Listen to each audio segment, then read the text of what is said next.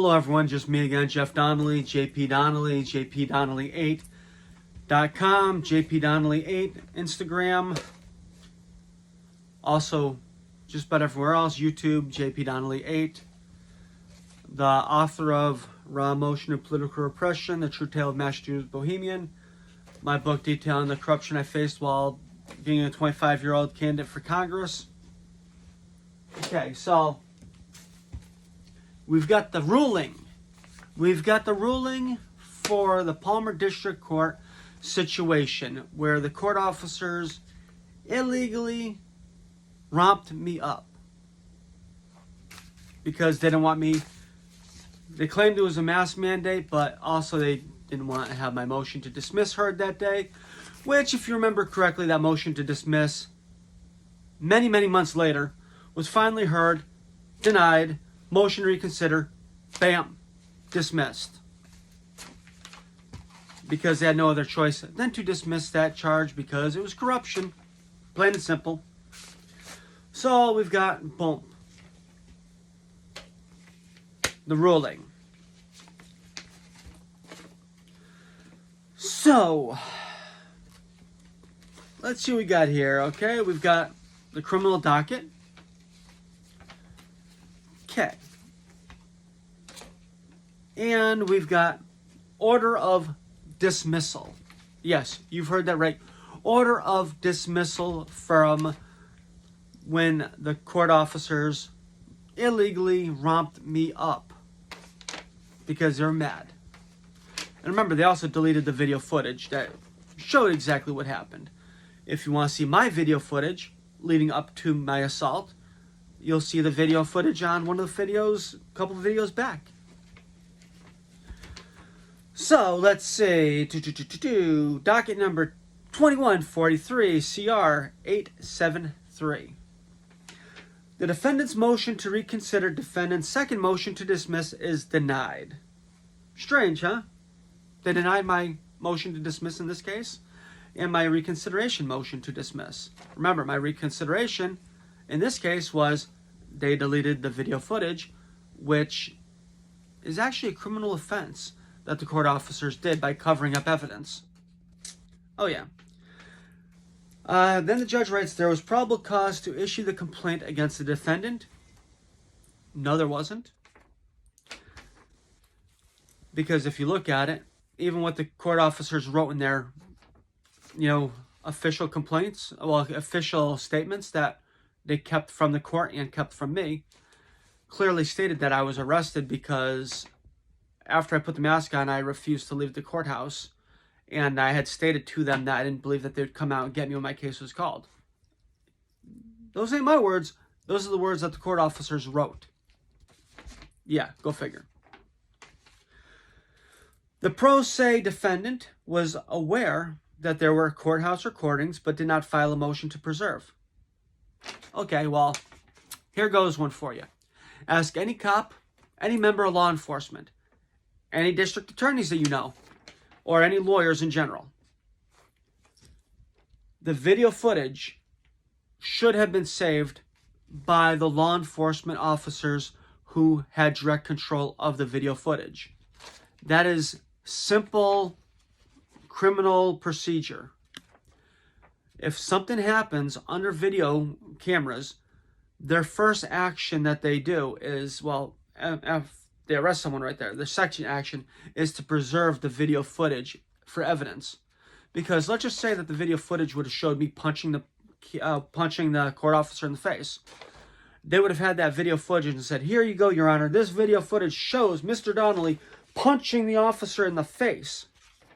But you see, it didn't show that. It showed them physically assaulting me. So it didn't look good for them. So what did they do? They deleted it. By law, them deleting that is actually a violation of law. I think it's a felony. The judge knew this too, and I brought it to his attention during the motion hearing. Okay. Notwithstanding, I hereby dismiss this case. The defendant asserts that this dispute arose out of his reluctance to wear a face mask in court unless he was ordered to do so. Yeah. if you're asking me to wear something, I'm not going to wear it. But if you're ordering me to, I will comply with a lawful or even an unlawful order. I comply with orders even if they're unlawful. I just handle it afterwards, the way I do. Since the occurrence in June of 2021, Mr. Donnelly has appeared before me several times, face masked and acting respectfully and appropriately. Well, yeah, that's what I do. I show up to court. I act appropriately in court. And the funny thing is, one of the times, the assistant district attorney wasn't wearing a mask, the judge wasn't wearing the mask, and I asked if I could not wear the mask, and I was allowed not to wear the mask. Okay. Then he writes, we are emerging from this COVID pandemic, and the trial court has removed the face mask mandate. Palmer District Court is working hard to resolve its backlog of cases, and if necessary, schedule cases for trial.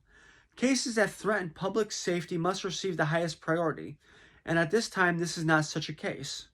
I therefore decline to schedule this case for trial.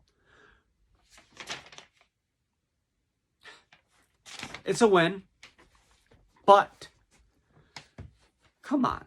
They knew that I was going to win if this was to go before a jury. Plain and simple. They just didn't want to, because if this would have gone before a jury, 1, 2, 3, maybe 4 court officers in Palmer District Court would have lost their jobs and been facing criminal charges. And if the media covered it, the media would have covered just about every court officer in the Palmer District Court admitting to committing criminal offenses. And they knew that the media was going to cover this. So, yeah, they did not want to do that because they're trying to cover up for corruption. And then it says, for these reasons, count 1, 2, and 3 and 2143 CR 873 are hereby dismissed pursuant to Mass General Law 276, Section 87. Listen to this. Mass General Law 276, Section 87. That's pretrial probation. That means that there's an agreement between me, the district attorney's office, and the judge to dismiss a case via pretrial probation. As you see, I've never agreed to any pretrial probation, and there was no pretrial probation agreement in this case, so don't know where he gets that, but whatever.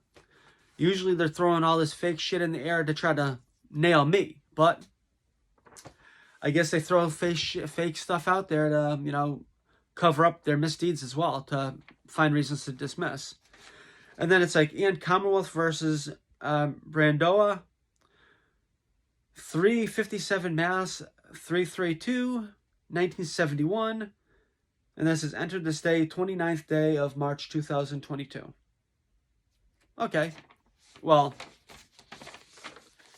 the case law that was quoted, I don't see how that affects my case either, because I actually looked at that case law. But as you can see, they found a way to dismiss it without looking bad during a jury trial.